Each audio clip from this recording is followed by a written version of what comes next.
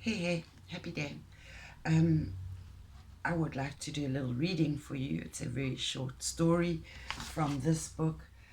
So I'm busy clearing out the excess clutter from my life. I've been doing it for the last 5 years, getting rid of the excess, getting rid of, not always agreeably, but in the end, I understand the need to get rid of those things that don't serve great value to us. We really do need to learn to travel light. And so I have been getting rid of the books, even though I love them.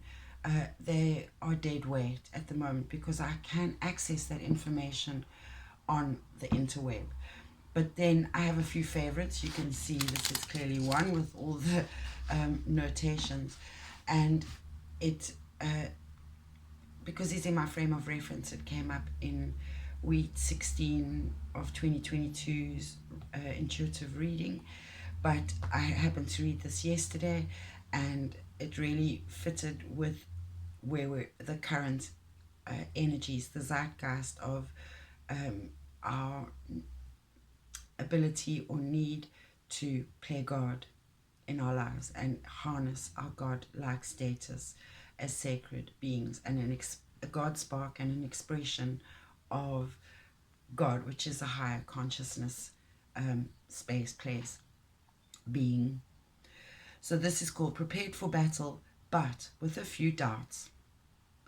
I'm wearing a strange green outfit, full of zips and made from a very tough fabric. I have gloves on too, in order to avoid cuts and scratches. I'm carrying a kind of spear, almost as tall as I am. The metal end has 3 prongs on one side and a sharp point on the other. And before me lies the object of my attack, the garden.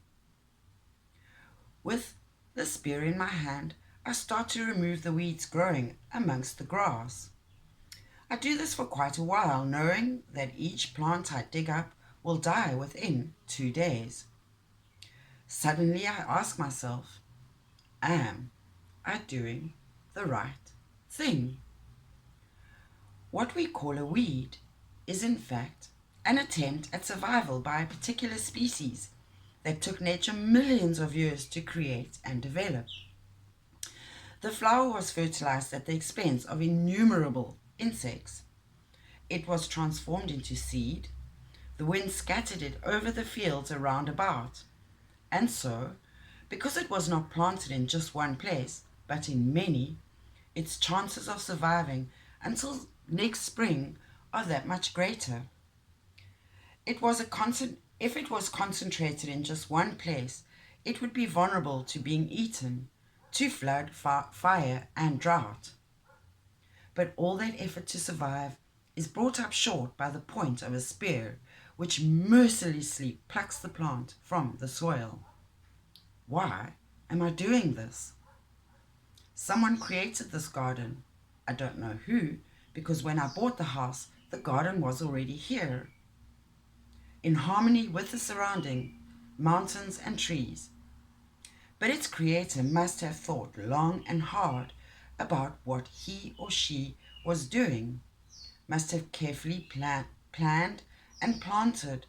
For example, there is an avenue of trees that conceals the hut where we keep the firewood, and it tended it through countless winters and springs.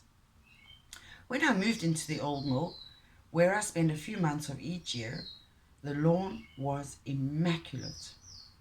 Now it is up to me to continue that work, although the philosophical question remains: should I respect the work of the Creator or the gardener?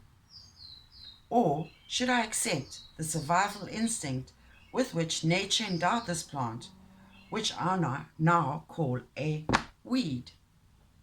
I continue digging and up unwanted plants and placing them on a pile that will soon be burned.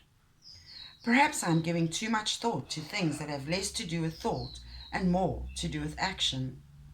But then, every gesture made by a human being is sacred and full of consequences. and that makes me think even more about what I'm doing. On the one hand, these plants have the right to broadcast themselves everywhere. On the other hand, if I don't destroy them now, they will end up choking the grass. In the New Testament, Jesus talks about separating the wheat from the tares.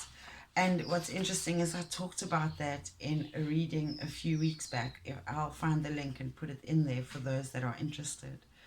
And I've been talking about cutting dead wood from our lives, which is exactly what I'm doing with getting rid of my excess stuff, the books that, although I love them, they just take up space, they're a weight.